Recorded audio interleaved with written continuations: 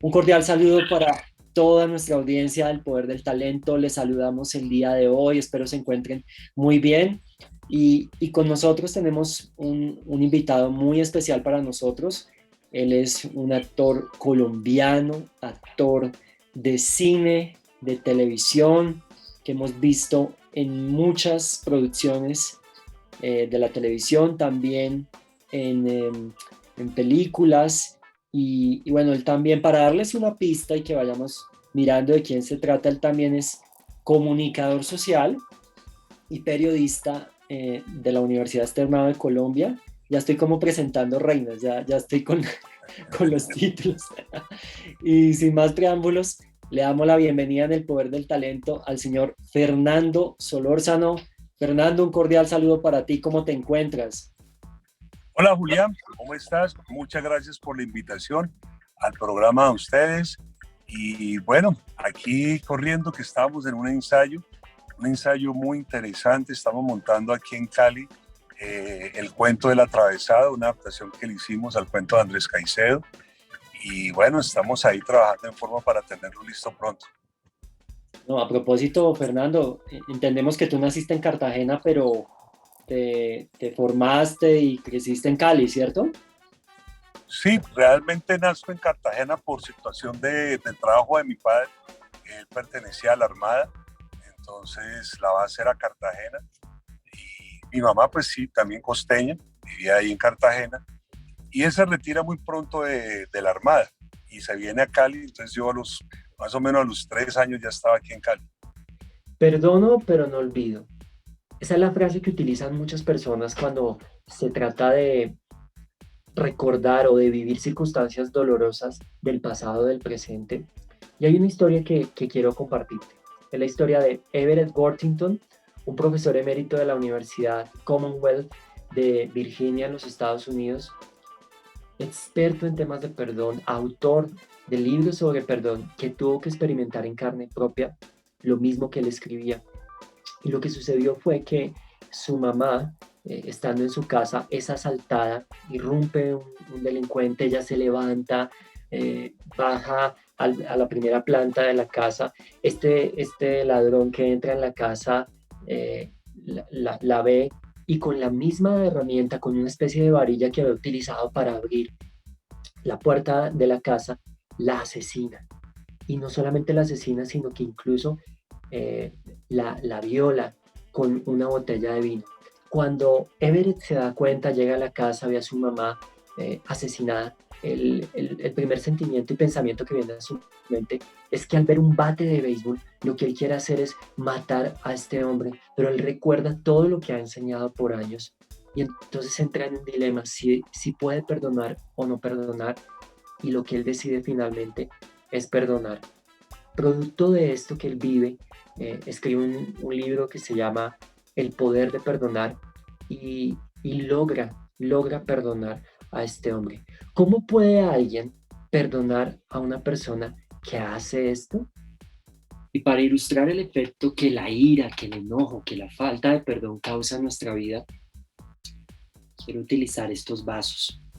Este vaso de la mitad representa sus sentimientos oscuros, esos sentimientos que muchas veces se apoderan de nosotros, como la ira, como el enojo y la falta de perdón. Y cuando vivimos circunstancias difíciles, cuando otras personas nos hieren o cuando sencillamente nos ofenden, ese enojo, esa ira, causan que esa alma que era tranquila, que era transparente, que de alguna manera era pura, se torne oscura, producto de la falta de perdón y del rencor en nuestra vida. ¿Será que el perdón puede limpiarnos? ¿Será que el perdón, como veníamos compartiendo, es ese primer paso hacia la sanidad de nuestra vida? Miremos si es así. Cuando llega el perdón a nosotros, cuando decidimos perdonar, esos sentimientos y esas emociones se empiezan a aclarar. Incluso en nuestra salud hay evidencia científica que demuestra que la falta de perdón, que el rencor genera enfermedad. Esto es lo que puede causar el perdón en nuestra vida. Es el poder del perdón, que la ira, el enojo y esos sentimientos negativos en nuestra vida desaparecen y empezamos un camino de realización personal, un camino de cambio en nuestra vida. Recuerda que el perdón es el primer paso hacia la sanidad en nuestras relaciones con las demás personas y en la relación con nosotros mismos. Perdonar es un acto de amor propio. Incluso puede llegar a ser algo eh, tan egoísta porque se piensa en sí mismo, pero que de alguna manera beneficia mucho más a la persona que practica el perdón que aquel que lo recibe. De hecho, Joyce Meyer, también autora norteamericana y conferencista, dice que cuando no perdonamos es como si nosotros estuviéramos bebiendo un veneno, pensando que la otra persona se va a morir.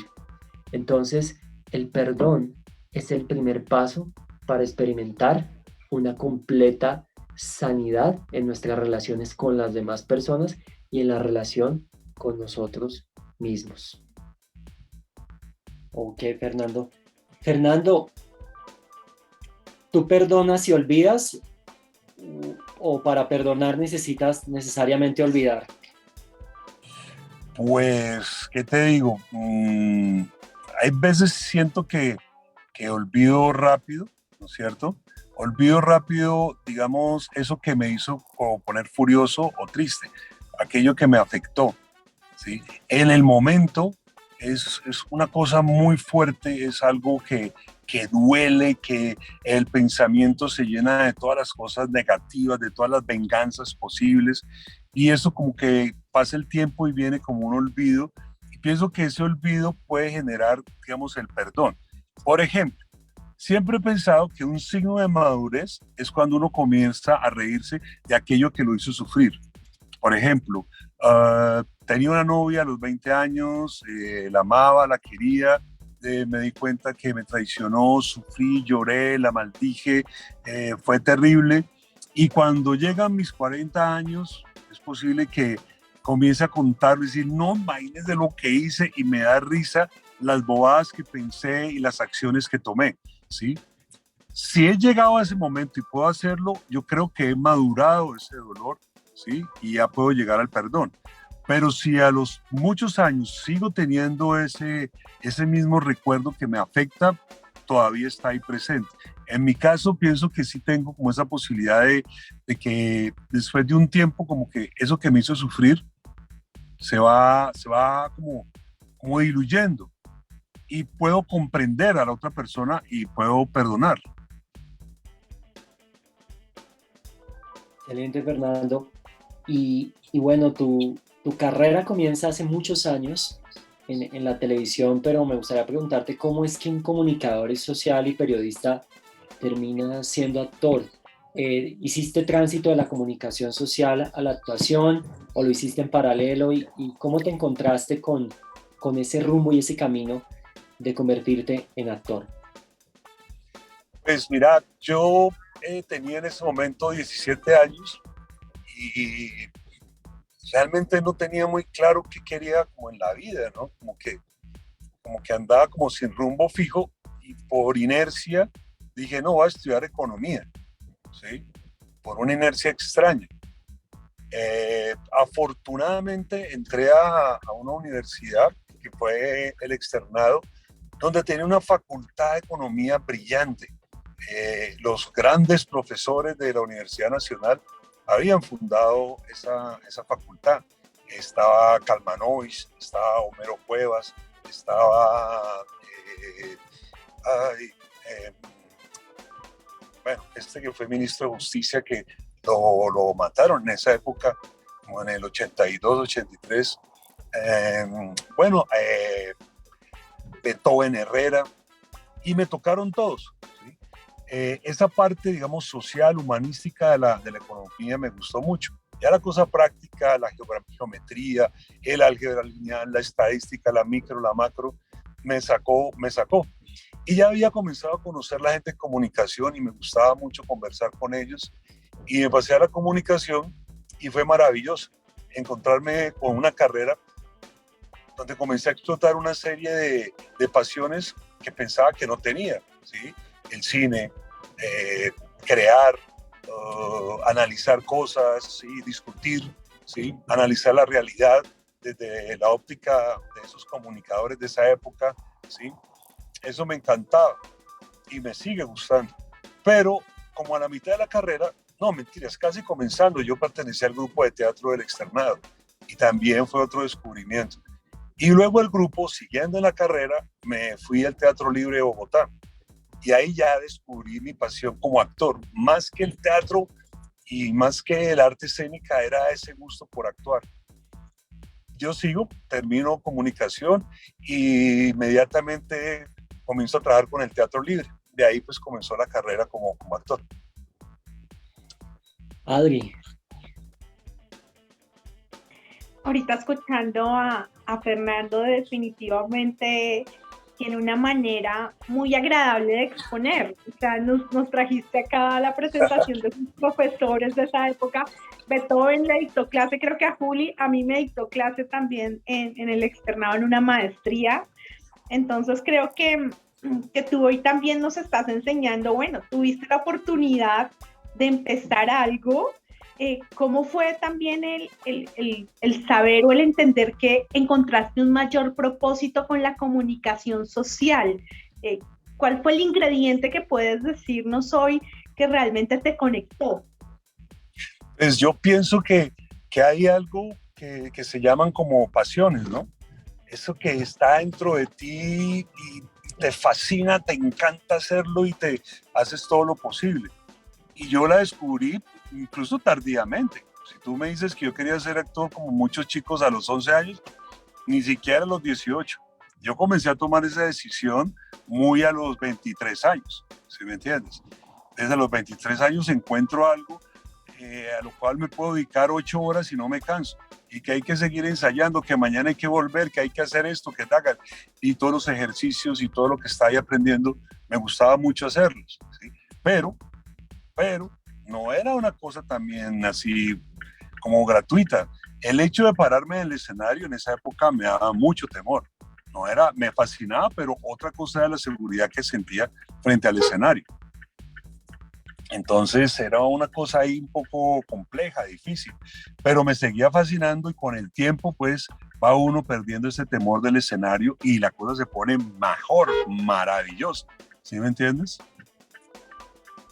Fernando, ¿qué mensaje le podemos dar hoy? Hay muchos jóvenes que nos están viendo, hay mucha gente que ha tenido de una u otra manera alguna frustración o se ha truncado algún sueño. ¿Qué mensaje a esos jóvenes les podemos dar hoy? ¿Tú tuviste la oportunidad de empezar algo, también tuviste la determinación de decir, no, realmente esto no es lo mío, y te fuiste detrás de lo que realmente hoy tú nos dices era mi pasión y disfrutaba hacerlo? Y es como, pues, como creer en eso que uno está sintiendo y que uno siente que tiene como todo el poder ahí. Y también reconocerlo cuando no. Yo he sido profesor de muchos talleres de teatro, ¿sí? Y uno ve chicos o chicas, ¿sí? Que quieren ser actores o actrices y, pues, hombre, no van a tener ese talento, ¿sí? Esa facilidad para con eso. Es muy difícil decirle a alguien, oye, tú no sirves, ¿sí? A mí se me hace muy complicado. Pienso que la persona tiene que lentamente darse cuenta de cómo es su progreso, de cómo es su evolución en ese arte, ¿me entiendes?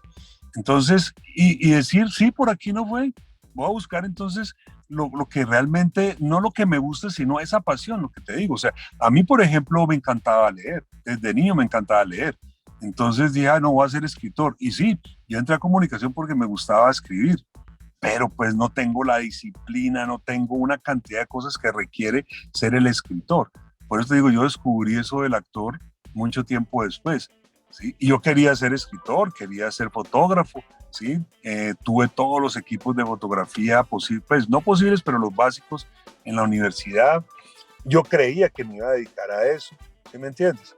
y, y, y no tenía tampoco eso que se requería. Entonces, como abandonar eso que uno pensaba y que no es, y acoger con fuerzas eso que uno descubrió y de pronto va a decir, uy, ¿será que esto va a ser difícil? Porque pues no creas, la decisión de ser actor en ese momento, pues yo la tenía clara. ¿En qué sentido? En que mmm, no quiero ser pobre, pero sí que mi vida iba a ser limitada económicamente, ¿sí me entiendes? ¿Sí? Lo cual no debería ser la ley, o sea, un actor debe vivir, pues, no millonario, pero sí como alguien que tiene un trabajo y devenga un sueldo, ¿sí me entiendes? Entonces, al principio, cuando uno es actor y es de teatro, yo vivía en la Candelaria y yo ya me veía viviendo como los otros señores que eran más viejos que yo en Libre, que vivían en un apartamentico chiquito ahí en la Candelaria, ¿sí? Y todos muy bohemios. Yo dije, este es como mi futuro y decía, lo aceptaba. Va pasando el tiempo y uno dice, no, yo pienso que uno tiene que vivir un poco mejor. La única manera es la televisión y también por casualidad de la vida, pues va uno a la televisión y tiene pues unos mejores ingresos. Y también consciente, y hay que ser consciente, de que eso es un sub y baja, ¿sí? O sea, no es el trabajo en una empresa donde todos los días ganas un sueldo durante no sé qué, hasta los 62 años que te jubilas y tienes una pensión chévere y vas a estar tranquilo, no. Aquí tienes independencia, pero hay algunas veces que no tienes ni con qué comprarte un cholao, ¿sí? Pero uno aceptó eso. Yo con muchos amigos, actores que critican y dicen, ah, qué vaina. Yo le dije, hermano, eso fue lo que nosotros escogimos. Y sabíamos que esto iba a ser así. No es un problema de la televisión. Siempre han tratado así a los actores. Y decidimos esto, pues esto fue lo que decidimos. ¿Sí me entiendes? Tocas un punto importante, Fernando, y es el hecho de que para desarrollar un talento se necesita esa habilidad de base, ese talento de base. De ello hemos hablado aquí en El Poder del Talento. En, y por supuesto que tú lo identificaste, pero en algún momento experimentaste en esos castings y en la selección, digamos, de los actores para las producciones, rechazos como actor, o, dificultades. El comienzo siempre es difícil, ¿no? Y digamos que antes era más fácil. Antes hacer televisión, digámoslo así, y cine era más fácil, porque el grupo era más pequeño. La profesionalización del actor no había llegado. Entonces no había manager y por lo tanto no habían casting, ¿sí? No se casteaba. ¿Cómo llegabas a televisión? Porque los que mandaban en esa época eran los directores. Entonces el director decía, quiero a este, quiero a este, quiero a este. Y las grandes productoras no podían decir nada.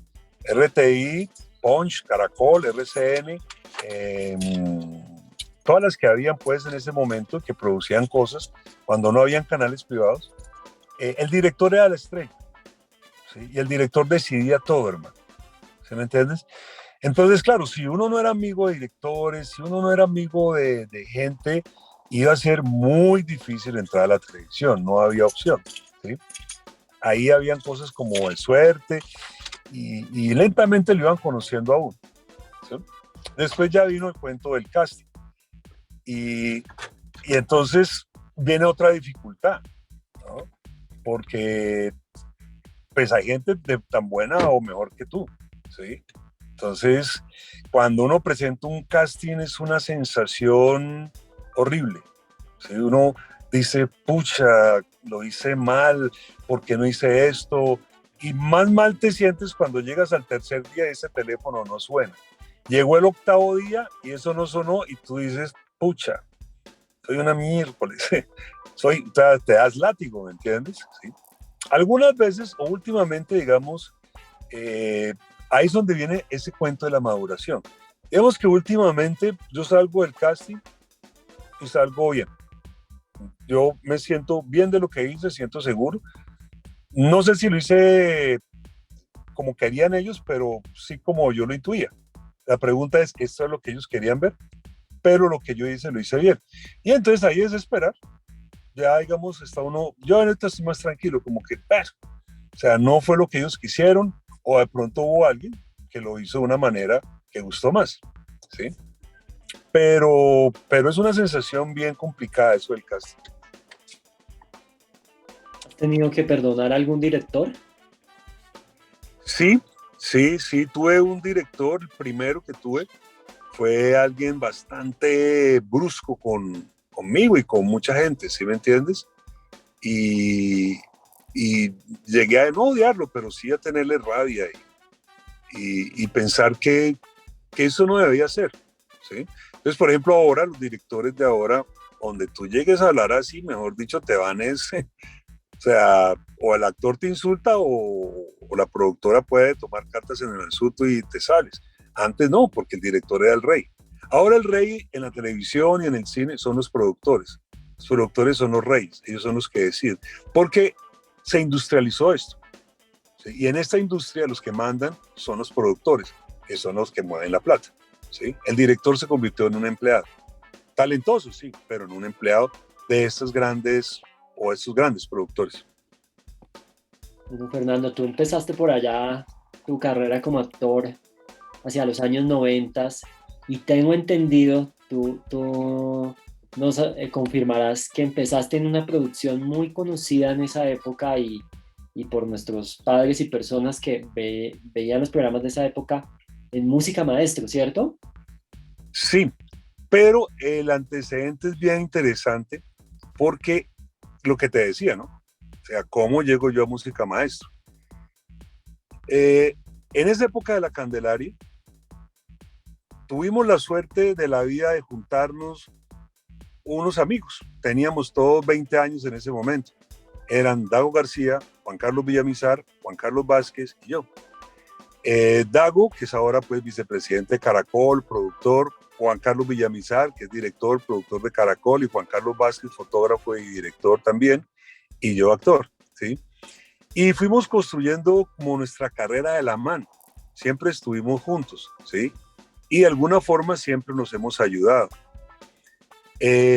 Cuando estábamos en el teatro, yo estaba en el Teatro Libre y Camacho, Ricardo Camacho me dice, hermano, se me fue la pinta de las luces. ¿Usted no conoce a alguien aquí que me ayude con las luces? Yo le digo, pues tengo un amigo que es muy pilo, se llama Dago, tráigalo. Y Dago fue a trabajar al Teatro Libre y ahí estuvo haciendo luces mucho tiempo, unos 3 años. Luego, Dago se va a Punch a escribir algo por un concurso que se ha ganado y Dago me dice, flaco, voy a hacer mi primera comedia, le tengo un personaje, ¿se viene? Y yo, pues claro, era un problema porque el Libre no aceptaba eso. El Libre tenía un discurso, sigue teniendo un discurso bastante socialista, de izquierda, donde la televisión es un producto burgués, un producto que no merece la pena, que no es arte. Entonces no podíamos hacer las dos cosas al mismo tiempo. O hacía televisión o estaba en el Libre. Yo tomo la decisión de irme y me voy a hacer un programa, una comedia que se hacía en esa época, se llamaba Si nos dejan, comedias de media hora que se hacían en un sitio, el set comedy americano. Y había muchas en esa época en la televisión colombiana. Y ahí estoy trabajando con un director que se llama Zain Castro. Y Zain Castro le gusta mi trabajo. Yo alcancé a durar un momentico en el Teatro Libre. Cuando estaba con él me vio en la obra, me hice muy amigo de Zain. Y Zain me dice, me voy a Caracol a codirigir Música Maestro con David Steven y me lo voy a llevar. Y entonces yo era la ficha de Zain Castro y lo aceptan. Y entonces yo entro al elenco de Música Maestro, que en ese tiempo eran los reyes del mambo. Eso estaba Pacheco, estaba María Cila Botero, Luis Eduardo Arango, Bruno Díaz, César Mora, o sea, las estrellas de Caracol, Moisés, ¿sí? Yo era el único desconocido. Y Guillo Vives, que era el hermano de Carlos Vives, a Guillo no lo conocían, pero pues era el hermano de Carlos Vives, ¿sí me entiendes? ¿Sí? Entonces ahí comienza mi carrera. Entonces, ya una vez tú entras a ese trampolín y te lanzas, ya más o menos comienzas a nadar en la piscina, ¿sí? El problema es subir al trampolín. Y entonces a mí me lleva alguien de la mano y me dice, listo, aquí estoy, ahora lanzas. Y ahí comenzó. Adri. Uy, Adri. Se nos fue la conexión de Adri. Sí, Ahí yo había tenemos a notado Adri. que ella se había ido. Acá estoy. Es que le tenía en mute. Suele suceder. Bueno, Fernando, creo que tú nos has dado muchas anécdotas interesantes. Algo que rescato también de todo lo que nos has contado y es tu actitud. Tú hoy estás diciendo, venga, si usted va a ser actor, usted sabía en qué se iba a meter. O sea, como que no es hora de quejarnos, sino como de asumir la decisión que hemos tomado de ser actores.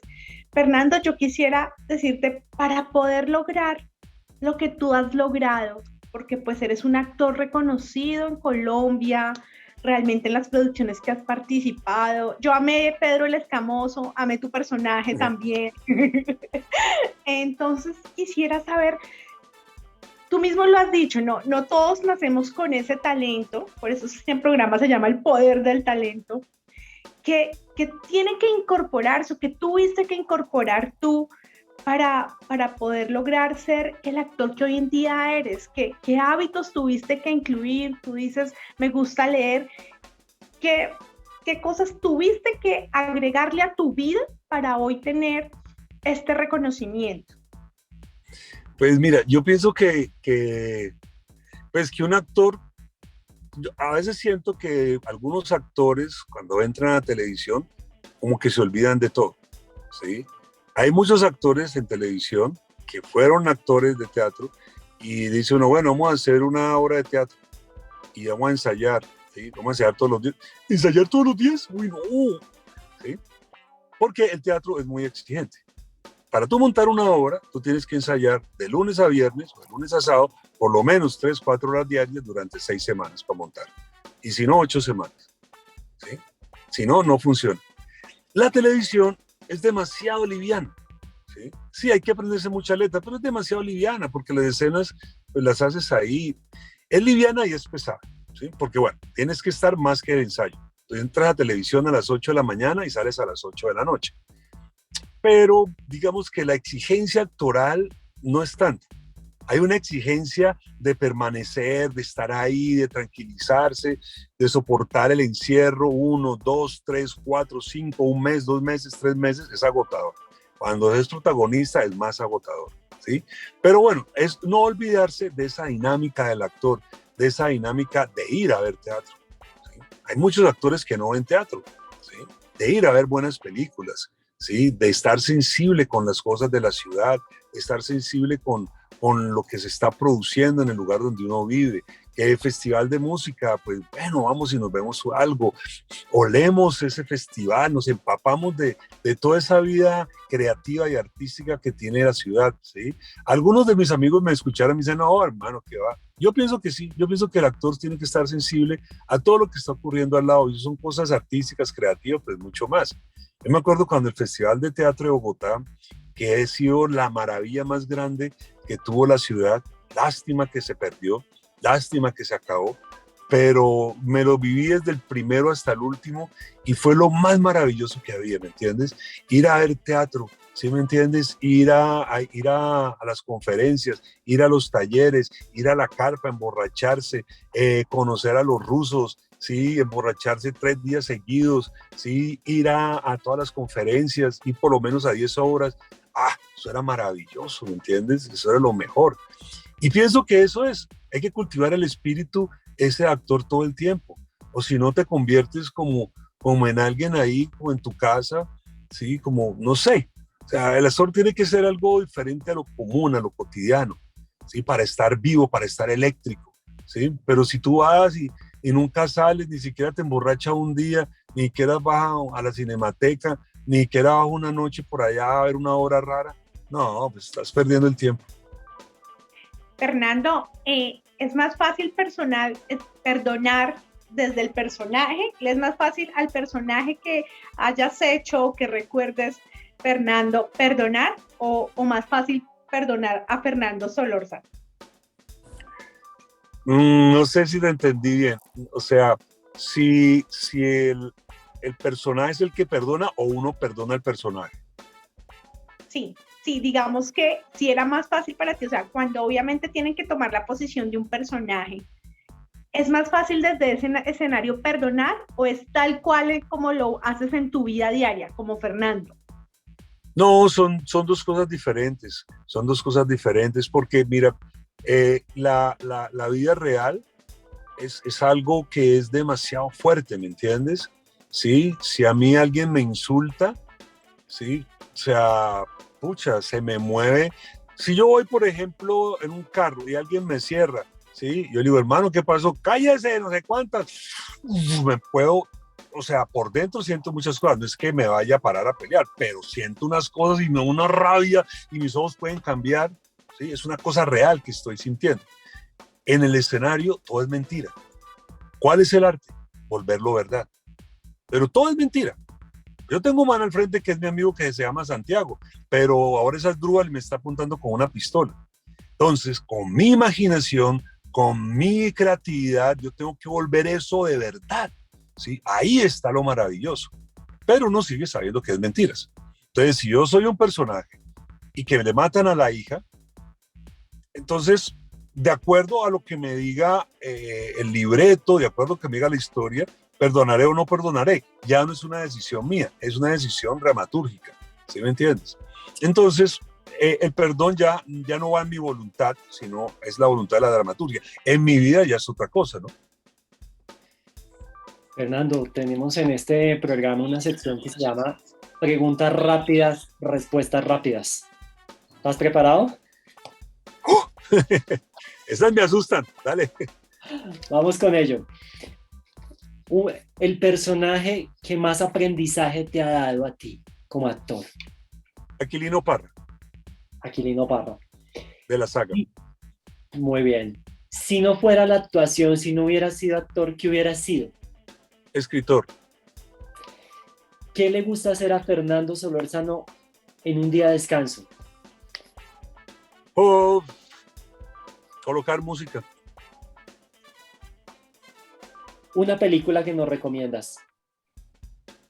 Una película que le recomiendo, pues una película que siempre me ha fascinado, que es maravillosa, que se llama Blade Runner. Muy bien. ¿Cómo te ha ido, Fernando, en la pandemia?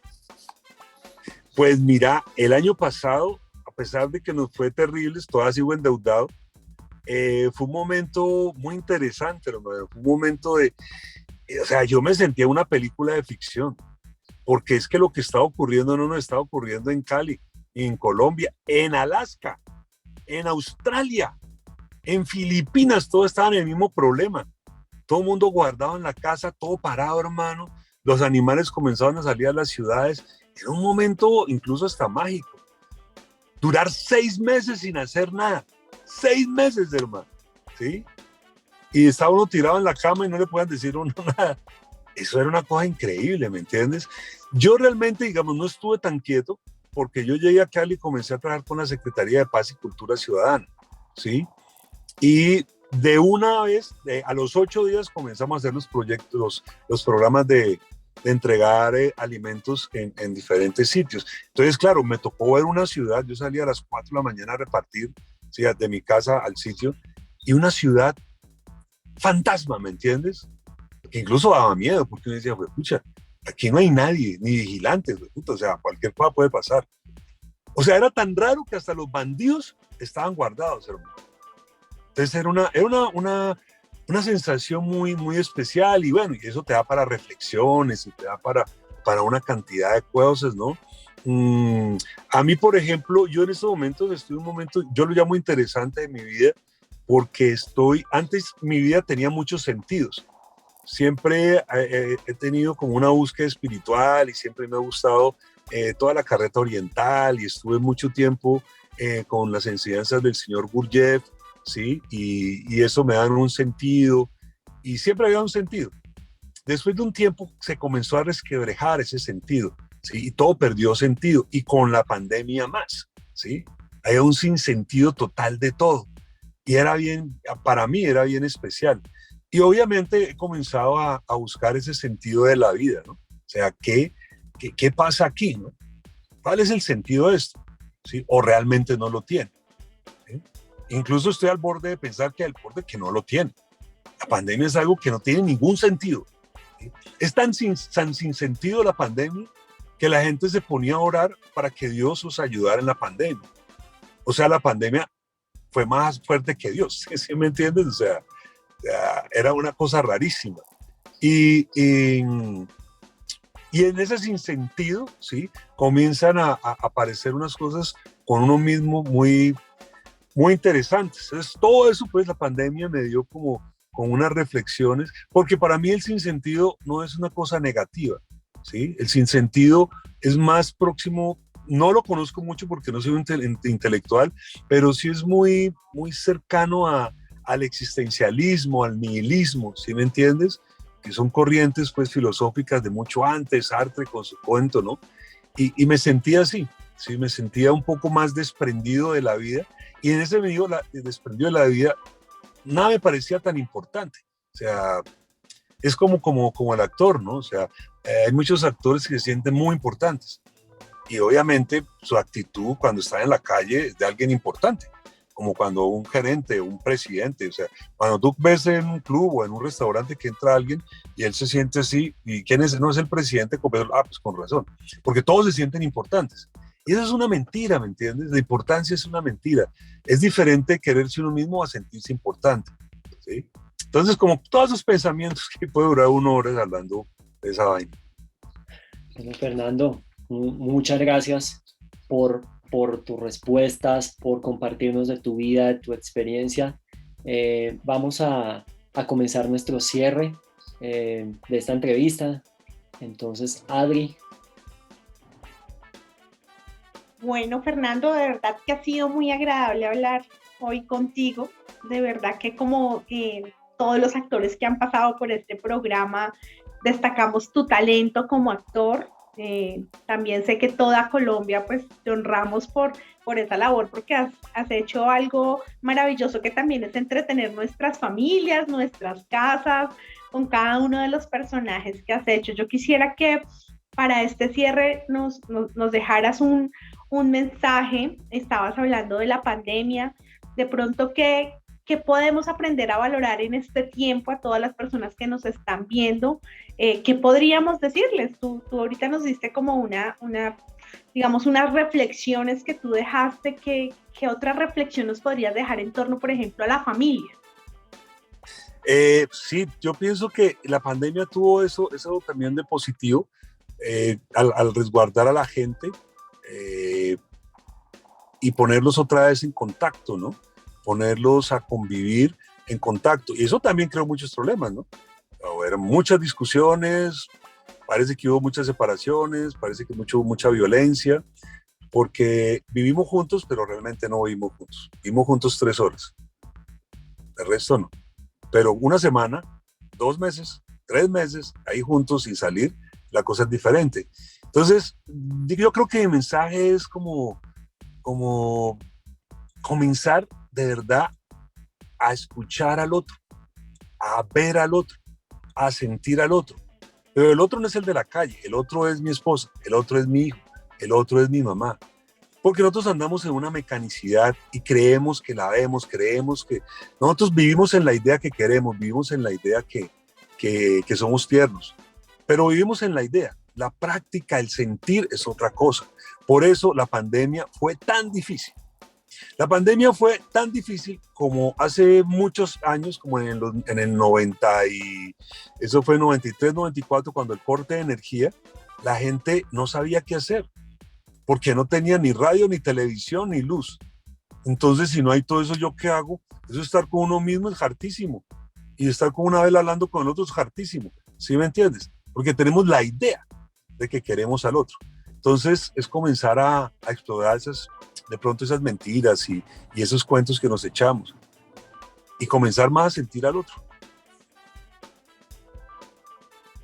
A Fernando lo conocen en el medio como el flaco Solórzano, pero bien te hubieran podido decir el alto Solórzano, porque también eres un hombre muy alto. Y, sí. hoy en nuestro tema de esta semana, perdono pero no olvido, aunque olvidar es difícil, no necesariamente para perdonar debemos olvidar. Y es importante que recordemos que el perdón es ante todo una decisión, no necesariamente un sentimiento. Se decide perdonar y con el tiempo ese sentimiento puede ir cambiando.